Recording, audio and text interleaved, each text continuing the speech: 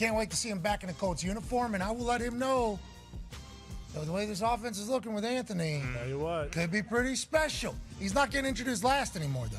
I will, whenever the offense gets introed, he will not be the last one intro.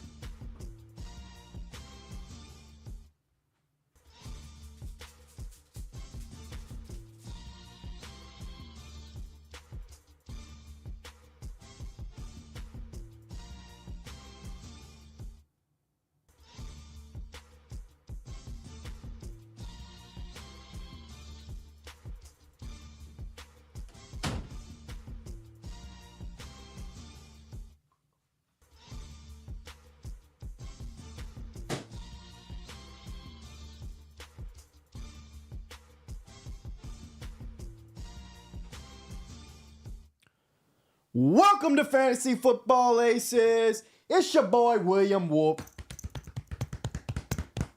I'm back, and we are going to react to the NFL Week 4. Dun-dun-dun-dun-dun. Hey, Monday Night Football. Giants Seahawks. Should be a high-flying game, in my opinion. High scoring is what I would think and predict. But for now, let's react to the NFL. We're going to start it off by getting into the first game of the week, which was the Falcons and Jaguars. That started off, a little snoozer. Maybe we could have slept in during that game. Bijan looked absolutely fantastic. Everybody else on that Falcons team you want to stay away from. You don't want to start anybody. I predicted them to win the NFC South. I retract that prediction. I was wrong. Looks like it's going to be a Saints versus Bucks battle, and the Bucks beat the Saints in a head-up matchup. So it's going to be interesting to see how that plays out the rest of the way. On the other side of the ball, the Jaguars got a much-needed win. I still think they're a playoff team. I think that they still haven't hit their stride yet. Doug Peterson is a phenomenal coach. He'll get them on track. Trevor Lawrence came on late last year in the season. I think he'll do the same this year. Christian Kirk, he's a must-start every week. Ton of volume. Ridley, he's a must-start just based off of value. Just based off the talent alone. So you're not going away from either one of those guys. They're the little underwhelming. Trevor Lawrence has been very underwhelming, but you're going to keep him in your lineup. He's still a great player, and you love his rushing ability that he's starting to show more and more every week. Bigger days are ahead of you for that whole offense and Trevor Lawrence. Moving on to the Dolphins and Bills. That was one of my picks that I thought was going to be sharp. A pick of the week was the Buffalo Bills. I backed off because sometimes when it comes to sharp plays, you want to just, regardless if you do think something is a great play and it's sharp, like Buffalo was at home against the Dolphins, who were on fire and the public loved. Sometimes you just stay away from the hot teams and you just play it, which is essentially what I did. The over seemed like it was an easy pick, though. Anybody who took that over, it was very chalk there. Easy win. As far as fantasy football is concerned, it was nice to get James Cook to finally have a goal line carry there, but you hate to see the snap usage in Buffalo. For whatever reason, they're working Latavius Murray in way more than they should. Damian Harris, he's working in a little bit. He's not the issue. It's really Latavius Murray coming in and essentially causing this to be like a 50%, 25%, 25% backfield. We need and want James Cook to get his snap share up to 75%. He needs to start getting in there on every third down. Hate to see Latavius Murray in there on third down. I know they're doing that because they intend to have him block. So, but I've seen him go on a couple routes on third down too. So that's disappointing. I'm probably going to sit James Cook this coming week. He had a touchdown, but besides that touchdown, it would have been a disappointing day. Raheem Mostert, disappointing day, but I thought that was a little bit more predictable. I sat him on the bench in the diamond. So you're not too. I'm not worried about that. When I sit a guy on a bench because I think it's going to be a bad day, and then I'm right about it, it doesn't prevent me from putting them in the future. It more or less just makes me more confident in my decision making, which is essentially what I did. I started Swift and James Cook over, along with Pollard over Raheem Mostert, who was the RB1 in all of fantasy. Devon Akne, he did well on his touches. It was essentially 50-50 in that backfield. He did better than Mostert. I think he had some garbage time. He broke one long little play that really helped his statistics, but he definitely made use of his goal line carries, 2 touches, 2 touchdowns right off the bat. That doesn't stop me or make me nervous about Raheem Mostert at all. It's just the script, and both of those guys are going to eat, especially in a better matchup when they're at home, for example, this coming week against the Giants. The one concern you have with Raheem Mostert is that he did fumble the ball twice but one lost, but he did fumble twice. That's the kind of behavior that can get you to lose your role. Now, that really does make me nervous. It makes me nervous about this coming week. But when you have a guy who has been the best running back in NFL statistically, analytically, for fantasy football, and Raheem Mostert up until week 4, you're not just going to just sit him on the bench now because of one bad game. If you're the Miami Dolphins, that's going to be a 50-50 split, and it's good for both of those guys because they both are going to thrive in that efficiency role of 50-50 ball and an immaculate offense. I think Raheem Mostert bounces back next week. He's going to be in my lineup over James Cook, along with Swift and Pollard, who I think are guaranteed locks for me going forward. Disappointing day for the Miami receivers, but you have nothing to worry about there. The Dolphins' offense is unbelievable. Gabe Davis is a must-start at this point every week. He always was, in my opinion, anyways. Stephon Diggs, he's a stud. James Cook, you're very happy about the production that he's had this year so far. He's an RB1, but I'm telling you, you're not happy about the usage and snap share, specifically when it comes to Latavius Murray. He's getting way too much time back there in the backfield, and I don't like it. Moving on to the Bears-Broncos. This game was very predictable. I started Fields in my Diamond League. By the way, I'll give you a little look at this team real quick on the monitor. We had Fantasy Football Aces with a huge 166-123 win. It was a monster day for me. Justin Fields went off. Puka Nacua went off. Nico Collins went off. DeAndre had a decent floor game. Pollard was disappointing, but I didn't need him. James Cook he did okay. That one touchdown helped him out. He's been like this all year, essentially right around that 14 mark. Mark Andrews, 2 tutties. He can make a run to be the tight end 1 this year, especially after a game like this. You love to see that.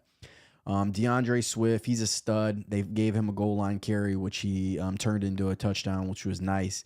McPherson has been disappointing, and Philadelphia's defense was real disappointing yesterday, to the point where I'm going to try to pick up another defense and pivot off them and play the matchups from now on, because in a matchup against Washington, where in theory they were the number 1 offense to face if you're a defense in fantasy, it was an extremely disappointing day. But moving back on to the actual NFL reactions, I thought it was predictable what happened. A high-scoring game between the Broncos and Bears. 2 really bad defenses, arguably the worst 2 defenses in the NFL. Justin Fields had an enormous game. He blew it at the end, which is you hate to see because you want to see that clutch gene come out of him if you're a Bears fan like I am. But it's good to see them lose. I would prefer they lose. They're not going to make some run at the playoffs this year. I prefer they lose every game. I prefer Carolina loses every game. And we get that first and second pick. And if you get that first and second pick, then you have to make a decision. Do you want to move on from Fields, or do you want to take Caleb Williams and Marvin Harrison Jr. with their first and second pick and essentially start a Colts 2.0, just like Marvin Harrison Sr., the dad, did with Peyton Manning once upon a time? I think Caleb Williams and Marvin Harrison Jr. can do that same thing in a unique spot where the Bears can get the first and second pick. I've said this before, I'll say it again. If I was the Bears, I'd be trying to shop Fields right now, especially after this big game, to possibly the Atlanta Falcons or the New York Jets. Atlanta Falcons would be a great fit for them. It'd be a great fit for Fields. It'd be a good spot for Atlanta to get rid of a first or second round pick, whichever they feel comfortable doing, because they have a great team. They're just missing a quarterback, in my opinion. I think an Arthur Smith, if he got a Justin Fields paired with Bijan Robinson, running the read option, and just with the tools they have with Pitts, and even though they hate to use them in London, I think that they'd have a really special offense with Fields. So that's my theory. I mean, if that came true, it'd be a great dream come true for a Chicago Bears fan to get Caleb Williams and Marvin Harrison Jr. But for this year and for now, in theory, if none of those things happened, Justin Fields, it was really nice to see him having a huge game. He didn't even run the ball, and it was a huge game, so that tells you even more. I think his ceiling is yet to be reached this year. He's going on the road on Thursday against Washington. I'm probably going to start Stafford over him on Thursday, but that doesn't mean I'm going away from Fields in general. I'm just going to play the matchups from here on out. I liked Fields mostly because he was at home, and I'll play almost every single one of his home matchups because I just think it's a huge advantage for a quarterback like himself to be able to, communicate and not worry about the crowd yelling and such, like especially like it was in Arrowhead in Kansas City. That's the reason why I sat him then. It was nice to see Herbert bounce back for the Bears. That I thought that was predictable too. I played him in DraftKings because I thought Herbert was a phenomenal value at $4,700. He came through. My team didn't cash, but it's tough, man, in DraftKings. You got to keep throwing darts, and hopefully, one of them hits bullseye. Sutton was disappointed in this game. Judy was disappointed in this game, but Russell Wilson came through. He had a decent game.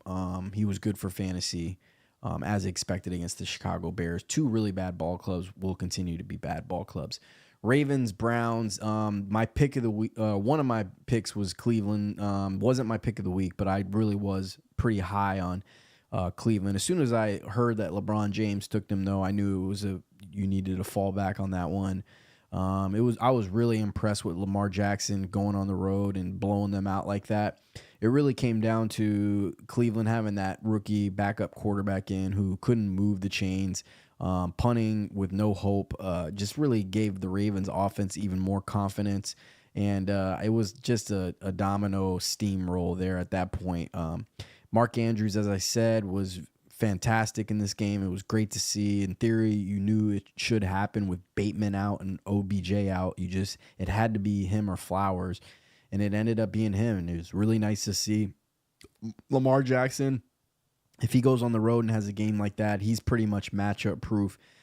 He could end up being the QB1 of all of fantasy when it's all said and done. When you put up games like this against Cleveland on the road, it's only who knows what's going to happen when he gets some good matchups. I know he had a little bit of a tinker against the Texans but in week 1, but I think he's going to be fine. I think Lamar, you can make a case for him possibly being the QB1 this year from here on out, in my opinion. As far as the Cleveland side is concerned, throw it all out the window, man. They got to get Watson back. I'm not high on Watson, but they need him back to be able to do anything offensively. The Titans, Bengals, this was another surpriser. Any given Sunday in the NFL, it's extremely hard to predict. Bengals just look like a team that's going to be disappointing all year. Higgins is hurt, I don't know how serious it is. I haven't looked into it, but Jamar Chase is going to have an up and down year. You would expect Joe Burrow to get it going, but he just isn't. He's one of the biggest busts, if not the biggest bust in all of fantasy right now. Coming into the year with the calf injury, you're not sure how he's going to do, but you don't think he's going to do that bad.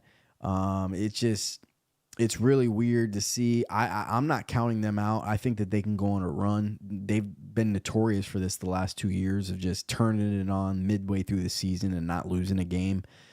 So I'm not counting them out, but it looks ugly right now. The offensive line's not doing anything. It was nice to see Tennessee's offense rebound, specifically Derrick Henry. It was nice to see Hopkins get some good opportunities. He was actually missed on a 50-yard touchdown by Ryan Tannehill. Ryan Tannehill is probably going to hold Hopkins back from being anything special this year in fantasy. I wouldn't even call it Tennessee's offense holding him back. I would because I don't think that's the case. When Derrick Henry is running the ball the way he did last week, in theory, receivers should be having one-on-one coverage all day because the defenses are focusing on stopping Derrick, especially in a positive game script when you're winning. But Ryan Tannehill is not that accurate of a quarterback. He's not that good of a quarterback, and that's just going to hold Hopkins back. But you're optimistic about what you see. I love Hopkins next week against the Colts. The Colts seem like they can't stop receivers. They're one of the worst teams in the NFL against receivers. I think Hopkins is in a good spot to get a ton of volume and have a really good game against the Indianapolis Colts next week. So I'd be okay with starting him in that spot. Moving on to the Rams Colts, Puka Nacua. Wow. He's special. He's catching the ball in traffic. He just bounces off hits. He's that last touchdown he made, just the little juke move that he made to get in the end zone was special in my opinion. He's a really good player. I don't even think it's just the fact that he has the opportunity with Kupp out. I think this is something that's going to continue. Volume will come down with Kupp in the lineup, but there's room for two receivers in every offense, and I think this is going to be a really big thing for Matthew Stafford. I think it's going to be really tough to game plan for Puka and Kupp on the same on the field at the same time. With Tutu Atwell, opening things up, going deep, you're going to have to worry about him.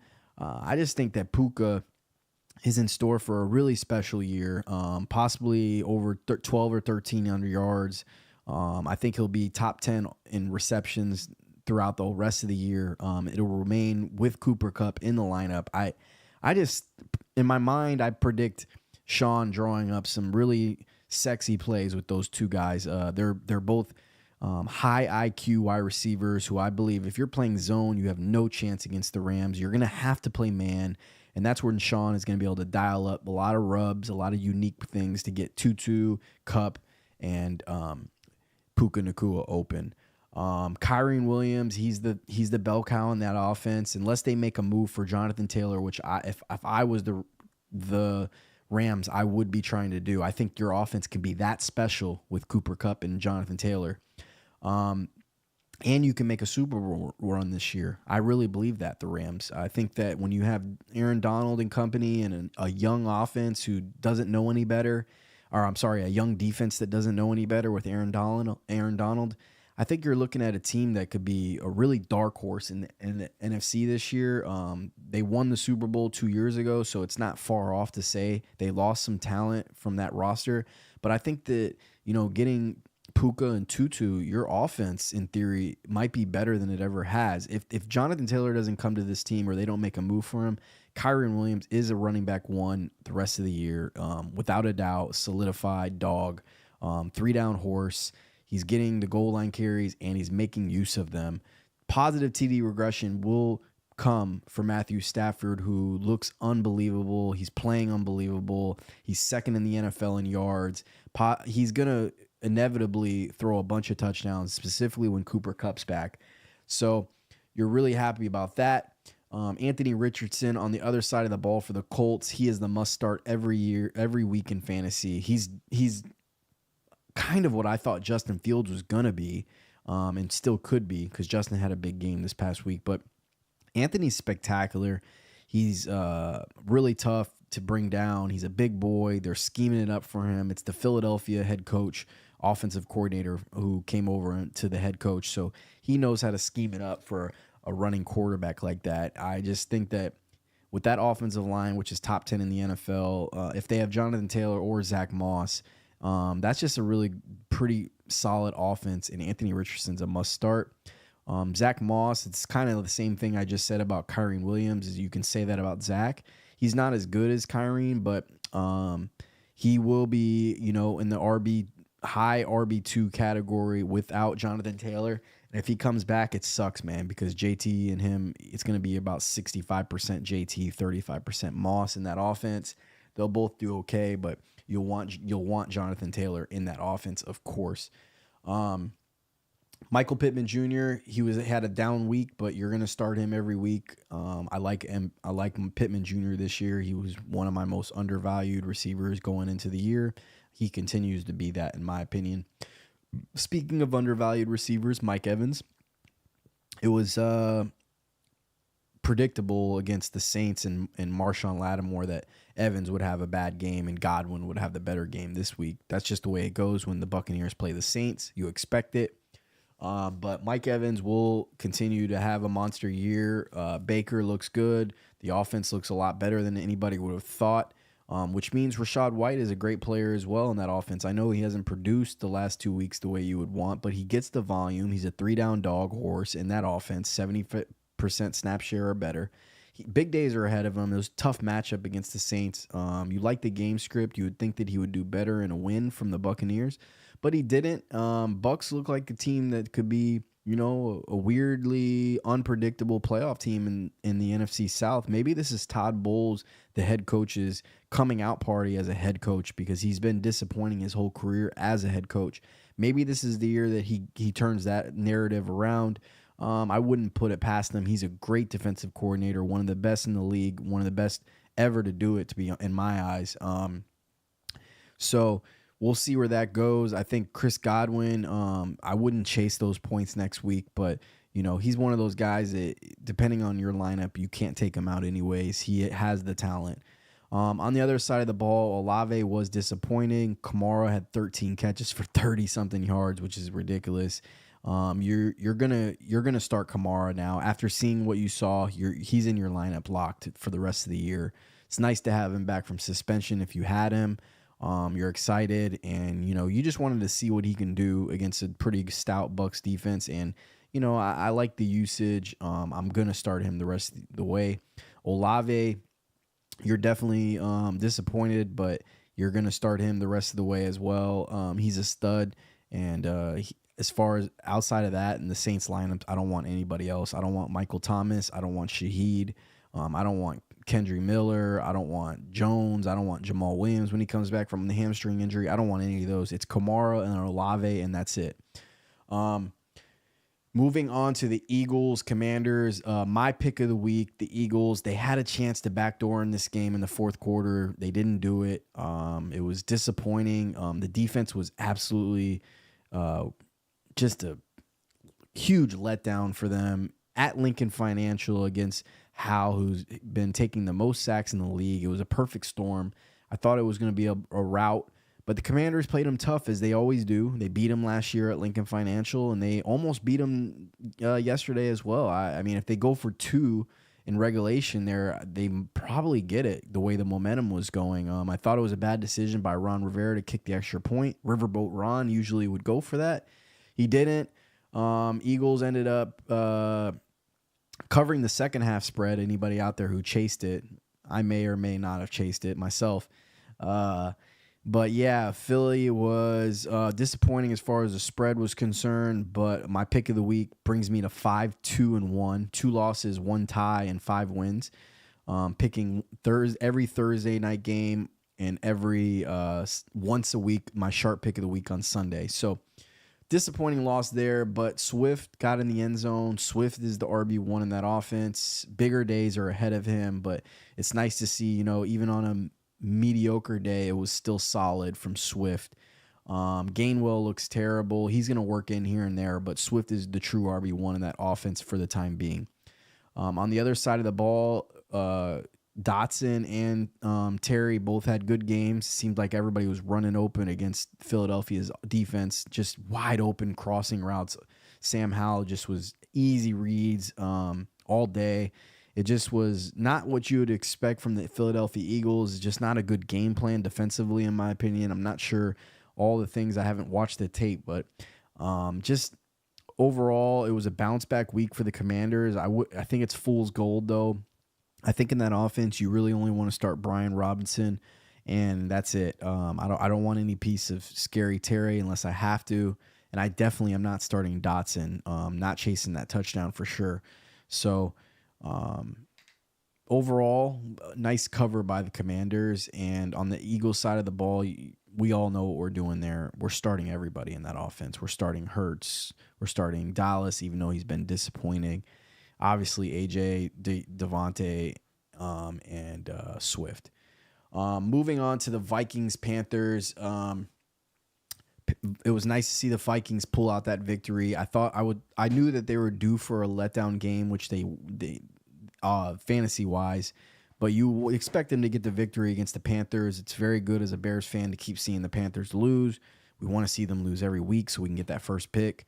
The Vikings, they were disappointing all across the board. If you watch Fantasy Football Aces, you know that I am 1,000% against the Vikings. I picked them to be a huge disappointment in the NFL this year for fantasy football. I thought that would be a correlation. They've proved me wrong throughout the year by being fantastic.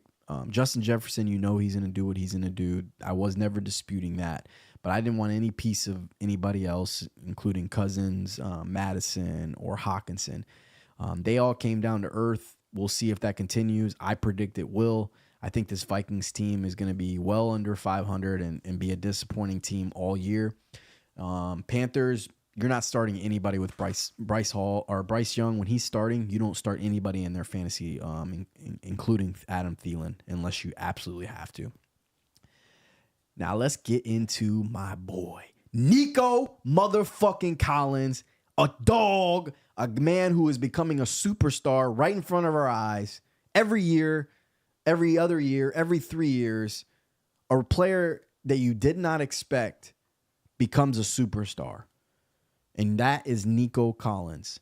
Now, this isn't a coincidence, guys. Speaking of the Texans versus the Steelers, Nico Collins is 6'4" and runs a 4.5, and he has great hands. He looks fantastic. He reminds you a lot of maybe an Andre Johnson, the dog out of Miami for the Houston Texans once upon a time. He reminds me personally a lot of Brandon Marshall. I see a lot of Calvin Johnson in him, especially the way he runs. Just look at the tape. I've been preaching about this guy for weeks now. I'm all the way up to week 4 now. He's the wide receiver 7 in all of fantasy. Turn on the tape. Don't listen to me. Just watch this kid play. He's huge. He's fast, and he has good hands. When you're huge and you're fast and you have good hands, it's a perfect recipe for the NFL. Nico Collins is a star. All he needed was C.J. Stroud to come into that lineup. C.J. Stroud is absolutely slinging. He's setting records right now in the NFL. He still hasn't thrown an interception. This is looking like an offense of the future with him and Tank Dell. I think that duo is must start every single week through here on out. I compared them last week to A.J. Brown and Devontae Smith. If you the receipts are there. Go turn it on. I said, this reminds me a lot of A.J. Brown and Devontae Smith. In the comparison I made, I didn't say just strictly off of talent. I'm talking about fantasy football production. And I think you're going to see weeks that Nico has big games and Tank Dell has big games. It's going to fluctuate. But overall, they're both going to be really solid fantasy football options. Nico's the 1, just like A.J. Brown is. Devontae's the 2, just as Tank Dell is. And, you're going to see weeks where, one guy does something, the other guy doesn't. But overall, that's the production you're going to get. You're going to see A.J. Brown and Nico Collins be a wide receiver 1 the rest of the year, and you're going to see Tank Dell and Devontae be borderline wide receiver 1, wide receiver 2s. And you love to see it. It's not a fluke. C.J. Stroud is for real. Nico Collins is 1,000% for real. Tank Dell is a joystick. He's for real. And you're excited about if you have Nico Collins, as I do, and we'll go to the monitor. Fantasy Football Aces. You're extremely excited about Nico Collins and Puka Nacua. You hit gold on both of them. We got Jameson Williams coming back next week. You're talking about, in my eyes, in my opinion, Jameson Williams, Nico Collins, and Puka Nacua, 3 fucking stars in my fantasy football lineup and 3 good offenses. So I'm extremely excited about that. I do have one comment on YouTube that I will check here.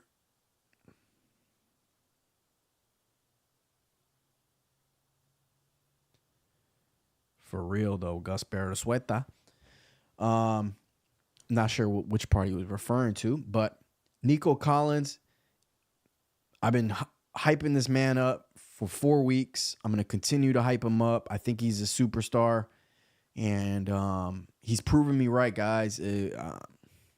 It's nice when you strike gold on something like that, man. My team needed that. I have unbelievably good running backs. I have 4 dogs, so it was nice to see Nico and Puka just really just be absolute superstars for me, picking them up. In my early fantasy football videos, I did a video about Nico Collins possibly being a sneaky, late round deep sleeper. And that is exactly what he is. I didn't know until turning on the tape this year how good he really is as an athlete and as a physical specimen. But that he is, Nico Collins is a superstar, in my opinion, in the making. As far as the Steelers side of the ball is concerned, you're not starting anybody. Pickett got hurt. They were on my no draft list. Go check the tapes and the videos that I made earlier on in the year. I said don't draft anybody on the Steelers. I still feel that way. They're dreadful. And if you have Dameon Pierce for the Texans, better days are ahead of you. When your offense is that good, when your throwing game is that good, it's going to make Dameon Pierce's life that much better. I think actually the NFL is trying to stop the Texans' run game, and it's actually helping C.J. Stroud in the pass game because they don't believe in it yet. But they're going to start believing it now after these 4 weeks and these 2 blowout wins that they've had back-to-back. The Texans are a decent, pretty good ball club, and I think big days are ahead for Dameon Pierce. If you have Dameon Pierce, I'd be pretty excited, to be honest with you. Moving on to the Raiders, Chargers. Herbert is phenomenal. He's probably going to be the QB1 of all fantasy this year. He's good, man. It was predictable. He has a stable of receivers. One is down in Mike Williams, substitute in Quentin Johnston. I think Quentin's going to have big days ahead of him. He looked good on the field, in my opinion. He looks like a big-time athlete, tall, fast, shifty, can jump out the gym. I think big days are ahead of him. So I would be high on Quentin Johnston going forward. Palmer, same thing. I like him. And obviously Keenan Allen, you like him. You can't wait to get Eckler back. The bye is here, so he'll be back after the bye. They're on a bye in week 5. And the Chargers are a great fantasy football team. Bottom line, stop, Bree. And as far as the Raiders are concerned, I've said this before. I'll say it again. I don't really want any piece of them. I don't believe in their offense. If you have Devontae Adams or Jabari, I can't say his name, but Myers, Jabari Myers. I don't know why I can't say his name. But if you have those 2 guys, you're going to start them based off of volume. They're the only 2 guys getting targets in that offense. Josh Jacobs is a big disappointment, but he has volume. I told you not to draft him before the year started. I said don't draft anybody on the Raiders. But if you did, you're not taking You're not taking Josh Jacobs out of your lineup. So you're going to keep him in there. Stop. Go lay down. Go lay down. Lay down. You're not going to listen to me? Go lay down. Lay down. Sit down. That's enough. So, Bree, are you really not going to listen to me? I'm live on video and you're not going to listen? Go lay down. I'll be done soon. You want to go in your cage? It's enough. So, moving on to the Patriots and Cowboys. Tony Pollard was a huge disappointment, but he didn't play the whole fourth quarter. If he plays in the fourth quarter, he's going to at least get 13 points, which is his floor. So it was a bad thing that they blew him out that bad. It's also bad that the defense scored twice. When that happens, you lose your offensive possession and the game script changes. Obviously, a game script changes in your favor for Tony because in theory you should be running the ball. But I think it gave him an opportunity to let him rest a little bit. They played the other running backs a little bit more. Big days are ahead for Tony Pollard. You're not worried about him. CeeDee Lamb, same thing. He's a monster. You're never going to start Dak Prescott. He's a bum. Defense for Cowboys is elite. And as far as the Patriots side of the ball is concerned, you don't want to be starting anybody not named Ramondre Stevenson in that lineup. I think you're a couple of weeks away from Ramondre hitting a weaker part of his schedule where Ramondre will thrive. And you just have to be patient with that. I didn't want Ramondre Stevenson simply because the offense is so bad. They're not going to be able to stay on the field on third down, and they won't get a lot of red zone opportunities. I happen to be right about that again. So, but if you do have Ramondre, big days are ahead of you. As a matter of fact, I think that if you wait one more bad week from Ramondre, I think you can steal Ramondre from cheap from somebody who's desperate. 49ers, Cardinals, they covered 49ers late on a backdoor season. CMC is unbelievable. CMC is the RB1 in all of fantasy this year. He's the best fantasy football player in all of fantasy this year. He's a stud. He looks like the LaDainian Tomlinson of the past when he had one of those years that, damn, if you have CMC in your lineup or CMC on your team, you have a chance to win a fantasy football championship this year just alone on him. And in my league, Young Kicker has CMC. He has him paired with Bijan Robinson and Tua, and he's taken back-to-back losses, believe it or not. He lost to me last week, and then this week he's going to lose to Korea. He just ends up losing to two really other big powerhouse teams that lived up to their potential and outscored him. But if you're Young Kicker and if you have CMC on your team, you're going to be a playoff team this year. That's how good he is. That's how special he is performing in fantasy. So you're really excited about that. As far as all the other pieces go on that offense, Debo, Ayuk, and George Kittle, you're just going to have to be patient. You're starting them every week, but you got to realize that you're not going to have a big week every single week. You just have to wait your turn. There's a lot of mouths to feed in that offense. So some weeks it's going to be Debo, some weeks it's going to be Kittle, some week it's going to be Ayuk. CMC is going to eat, though, every single week. On the other side of the ball, the Cardinals, they're a lot better than I thought they were going to be this year. They're in negative scripts, which helps them even more. I think that Hollywood Brown has proved himself to be a guy that you're going to start every week now at this point. James Conner, you're starting him every week, no matter what, based on volume. If you have James Conner, you're happy about what you're seeing and the fight that he has and the volume that he's going to continue to have. So I think the Cardinals are a surprise team this year from a competitive football standpoint. That coach seems like he has some fight in him, which doesn't surprise me coming from Philadelphia, where he was the defensive coordinator. Moving on to the last game, the Chiefs and the Jets. I said originally that Pat Mahomes had a tough matchup against the Jets on the road. That proved to be correct. I didn't think he was going to have, I still thought on primetime he'd have a bigger game than he did, but he was a little disappointing. I don't think you're starting anybody in that offense besides Travis Kelce and Pacheco.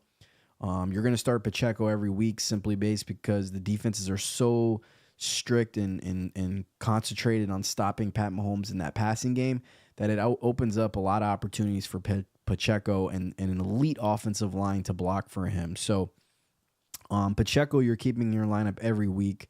You're starting Travis Kelce every week. He's the best tight end in the world, the best to ever do it. And obviously Pat Mahomes is arguably the best quarterback to ever grace the field. So bigger days are ahead of you, but I don't want to start Kadarius Toney the rest of the year until he gets more than 20 or 30% snaps. And I'm not starting Sky Moore ever either until he gets at least 6 targets a game. And right now he's not doing anything that Juju Smith did. Last year, Juju was averaging 6 or 7. Actually, Juju was averaging over 8 targets a game. He was a must start last year when he got going. And I thought in theory Sky Moore would take that role. He hasn't. And, until Sky Moore starts to get 6 or 7 targets a game at least, you're not starting him anymore either. On the Jets side of the ball, it was nice to see Garrett Wilson get all that volume and all those targets. It was nice.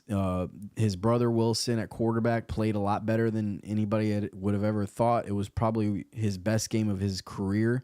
They still took a loss. The offensive line is still trash. I don't want to be starting anybody on the Jets unless their name is Garrett Wilson, and you're only starting him based on the talent and volume. You're not really excited about it because the Jets' offense is very, very bad. That will do it for the reaction to the NFL. It was a weird Sunday. I thought that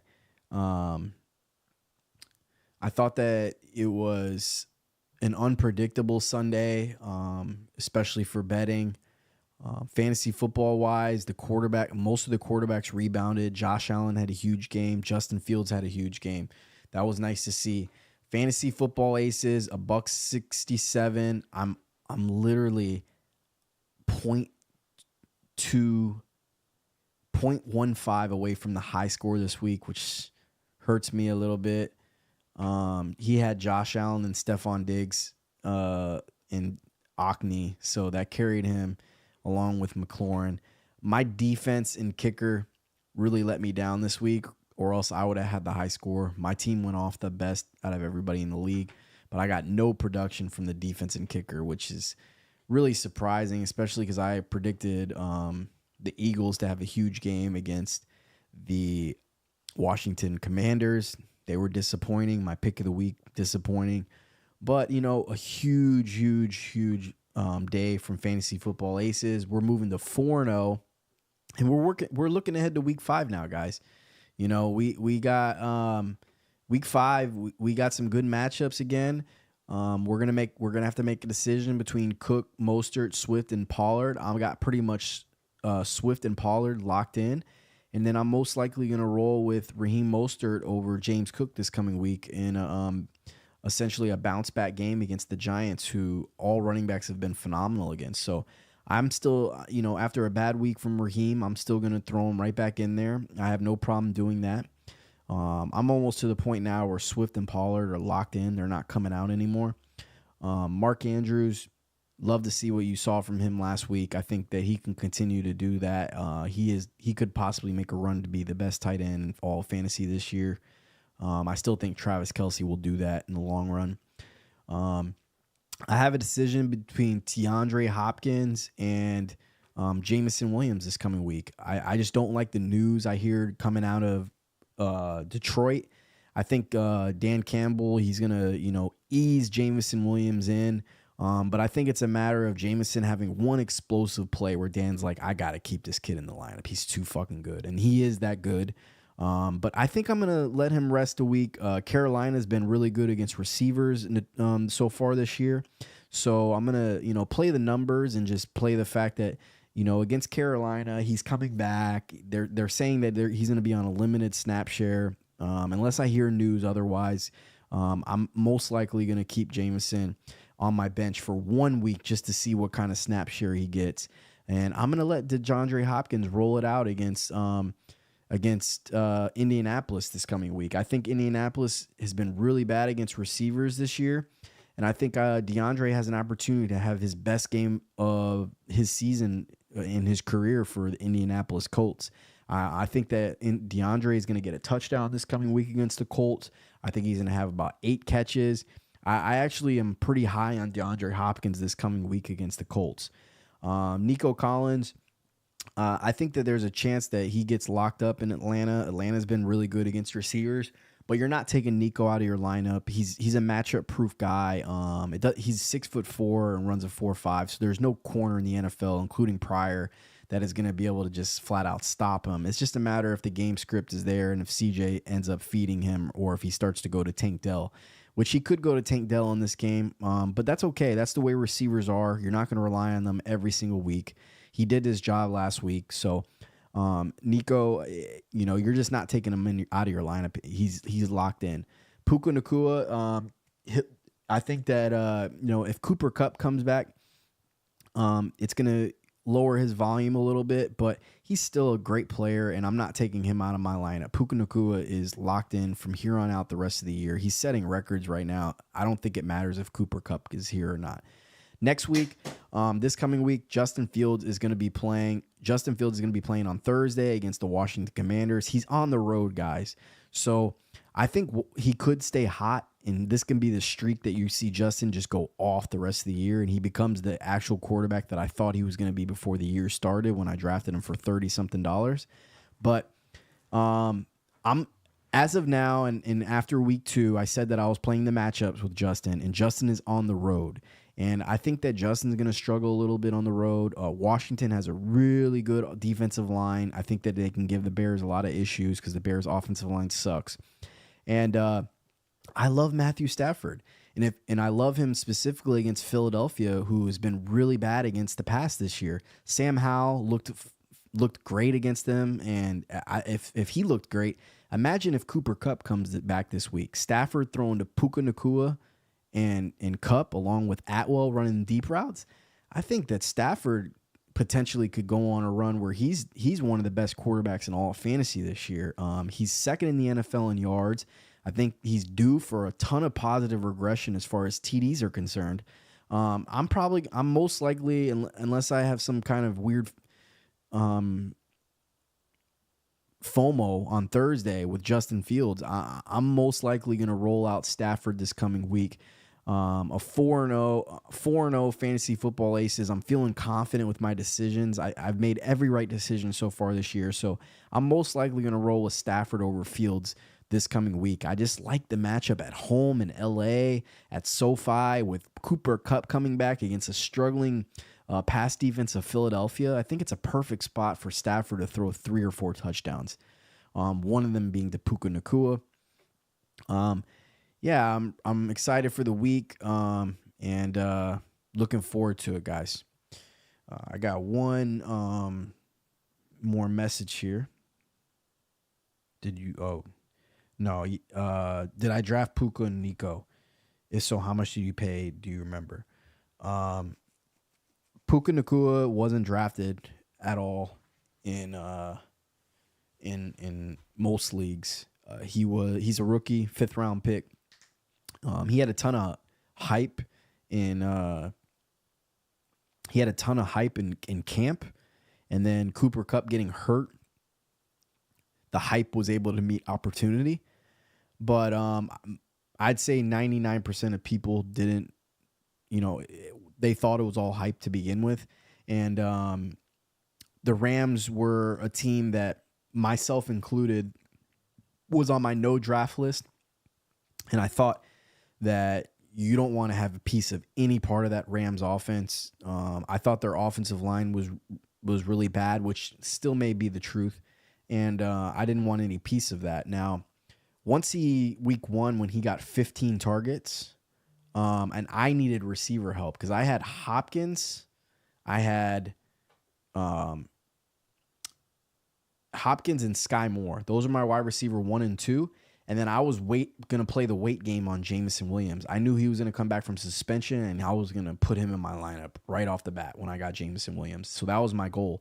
So it was going to be Jameson Williams. It was going to be DeAndre Hopkins and Sky Moore, in theory. But when I saw those 15 targets from Puka, and I knew my running backs were pretty strong with Pollard, Swift, and James Cook, and me having Mark Andrews as well, and in my mind thinking Justin Fields can be a superstar this year, I knew the weakness of my team was wide receivers, so I had to bid on him substantially. I did. I bid $50-something on him, and I did it with the thought in mind that I'm going to get Puka Nacua for at least 4 weeks without Cooper Kupp, and with that kind of target volume, he's going to be elite.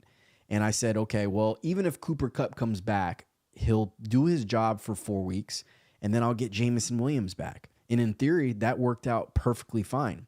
Now, when I didn't realize in theory was that Puka Nacua was going to be an absolute fucking stud, and now I'm never taking him out of my lineup. I don't give a fuck if Kupp's there or not. So it worked out even better than the theory, because now I have Jameson Williams and Puka Nacua going forward. But with 15 targets in week 1, he was a guy that you had to go after, especially if you needed a receiver. If you didn't need a receiver, then I can see being skeptical about it and be like, he's a 5th round pick. That shit was fluke. It ain't going to continue. And you stay away. But when you were a team like myself that was desperate at wide receiver, and to be frank, my team was so complete everywhere else, I just needed a receiver to help me out going forward. Puko was a guy that I had to bid on. Now, Nico Collins before the year was one of my deep sleepers in one of my videos. But Houston Texans were also a team that I was on my no draft list. So for the same reason that I didn't want any Rams guys, I didn't want any Texans guys. I just believed that they were going to be a really bad team. I didn't believe in C.J. Stroud. Obviously, you got to see it to believe it kind of thing, especially a rookie quarterback. I thought, Justin Fields was a way better quarterback than him out of Ohio State. So I didn't think CJ was going to come into the league and just light it on fire like he has. But CJ is exactly like Justin Herbert is right now as far as that's concerned. Just coming into the league and being super sharp, man. It's something to be said about those tall quarterbacks, those 6'4" and taller quarterbacks who just see the field. They sit in the pocket like a statue and just with anticipation, just drill receivers with accuracy. I didn't know how talented Nico Collins was. When I had him in my deep sleepers, I only had him in my deep sleepers because I said, hey, they got to throw it to somebody in Houston. He's the number 1 receiver in theory for Houston. They got to throw it to somebody. I think Nico Collins is worth a dart throw. Now, for me specifically, I didn't build my team like that. Nico wasn't on my radar the way it went down. I ended up getting Quentin Johnston, as you see here, who I still believe in. I got Jameson Williams, I didn't take any dart throw on Nico Collins, but he was drafted in my league for $1. And that gentleman who drafted him was just on the podcast yesterday, Kyle Thompson, a.k.a. the Physics Dream Team. And he had a decision after week 1 where he wanted to pick up Zach Moss. And Zach Moss, because Zach Moss was in waivers, and Zach Moss was going to be the RB1, arguably coming off his injury that he had. They tried Deion Jackson in week 1, and Deion Jackson was absolutely dreadful for the Colts. So you kind of knew Zach Moss was going to get his opportunity in week 2. And that worked out great for him because he ended up picking up Zach Moss, putting him into his lineup, and he's been phenomenal for him. But in that transaction, he lost Nico Collins to waivers, right? And I think that was a big mistake. I don't know his lineup as far as anybody else he could have dropped, but Nico Collins was the last guy on his roster, so he's the one that got the exit in for Zach Moss, which ended up being a good thing for him. But overall, it ended up being a terrible move because he has depth at running back and he doesn't have as good of receivers. He could really use Nico right now. But even after week 1, Nico had 8 targets, and I'll bring that up right now. Nico had 8 targets. First week he had 11 targets, which is the reason why I went after him. 11 targets for 80 yards. That's the number 8 was stuck in my mind. 80 yards on 6 catches. So, 11-point day, solid fantasy football day. But what really caught my eye was 11 targets. And coincidentally, he hasn't had 11 targets since 9, 3, and 9. Now, if you saw those numbers, you're a little bit more nervous. You want to see the 11 mark. The 11 is what caught my eye, right? So I needed receiver help, and I bid on Puka Nacua, $50-something, and I said, you know what? I love this volume from Nico Collins. I'm not a believer in the Houston offense, but 11 targets, that's a ton of targets, man. I turn on the tape, and I watch Nico Collins, and I see this big fucking stallion running out there. Just a big fucking guy, man. To be honest with you, he's the biggest receiver in the NFL right now. There's not a bigger guy in the NFL. He's 6'4", and he's big, and he's fast. He runs like a big horse, just a big, fast horse. And I turn on the tape, and I see, damn, this guy's got something, man. Let's see. Look, I'm going to take a gamble on him. So I bid on him a significant amount as well. I think it was about $21, $22, which is quite a bit for Nico Collins. There wasn't anybody else. And I said, you know what? I got to take a gamble on this guy. I hate my receiver room right now. I need to get some depth there at receiver. Hey, stop it. I'll clean that up. Lay down. I'll clean that up. And I needed to get some depth at receiver. So I'm like, you know what? I got to take a dart throw on Nico. Let's see what he can do. Week 2 rolls around, and he has a fucking explosion. 9 targets, 7 catches, a buck 46 and a touchdown. Now, when I turn the tape on here, I'm like, okay, the tape looked good week 1. The targets were there. The volume was there. I feel great. But I see the tape in week 2, and I'm like, oh my God, I fucking hit. This guy's a fucking superstar. And I'm using that word superstar pretty lightly right now, right? I'm just throwing it out there. But superstars are born in the NFL. Trust me. You don't know they're a superstar until they are. And he is one, and he's going to prove it to the world. And this week 4, he finally is starting to prove it even more.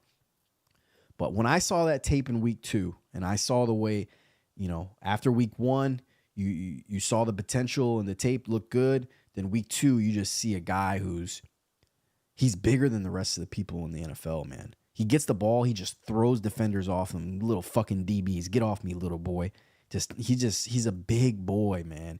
And he breaks tackles. He has great hands as well.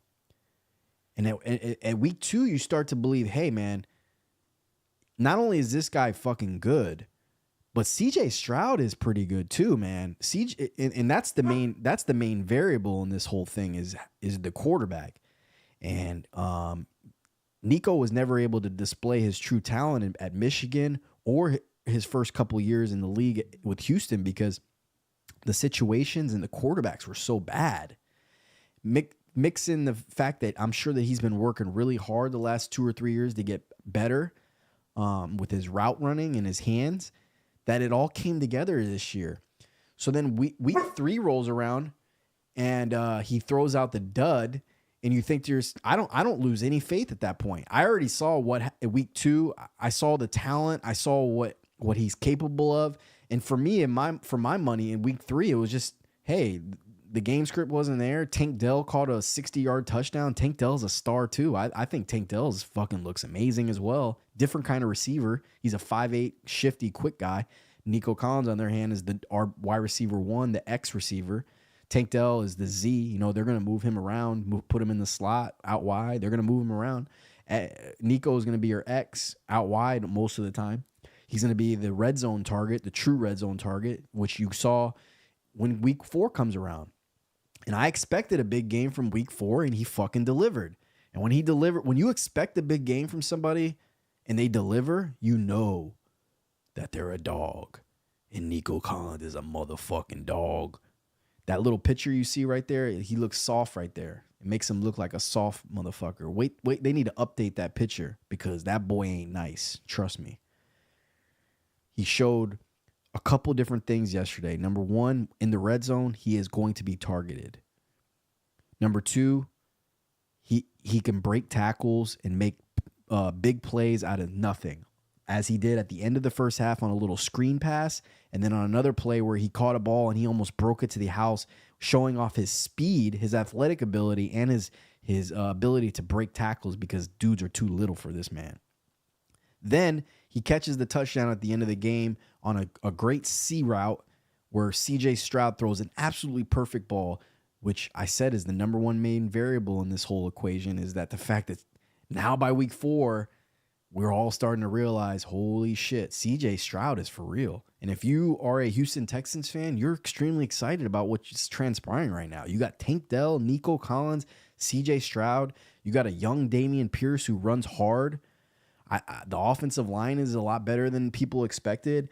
They drafted a lot of young defensive players the last couple of years. This Houston team is flipping their roster really quickly here now, and you're looking at a team that can compete for the division this year. Jacksonville and them, they're going to compete for the division. I think the Colts, are just going to be outside of that conversation. And Tennessee is going to be in the conversation as well. This is going to be a very competitive division. And I think that Houston can compete for it. And this is a team of the future. If they keep drafting well and keep drafting good defensive players and hitting on those kind of players, they've got the whole offense figured out at this point. They probably just need to get a little bit better offensive line. They got Michi from the Alabama coming off injury, who's going to be their third receiver. Right now it's Robert Woods. But with those three guys, man, they're just extremely talented. Love Nico Collins. I hit gold on him. If you have him out there, he's a must start every week. If I have to say that out loud, then you're probably a fucking moron anyways. But I encourage anybody out there who's still on the cusp of believing to just turn on the tape, guys. Turn on the fucking tape. I'm serious. Go to YouTube, type in Nico Collins every target week 4. And when they show that, they're going to show every target that Nico, it's going to be a 5-minute video, 10-minute video, and it's going to show every target that Nico Collins got from CJ. You're going to see these catches. You're going to see the way he plays, the way he looks, the way he runs, the way he breaks tackles, his hands. You're going to see how big he is compared to everybody else. And I encourage you to do that for week 1 and week 3 as well. Every target for Nico Collins week 1. Every target for Nico Collins week 3. Or week 2, I'm sorry. And you start to see this guy on tape, and once you see that, then you realize that if you're fantasy football aces, man, you hit fucking gold. And we're going to be competing for a championship this year. That's what we do.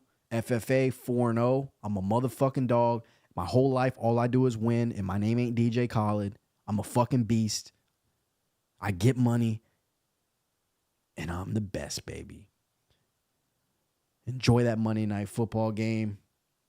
I love all y'all out there. And I'll see y'all tomorrow for waivers. Da-da-da-da-da.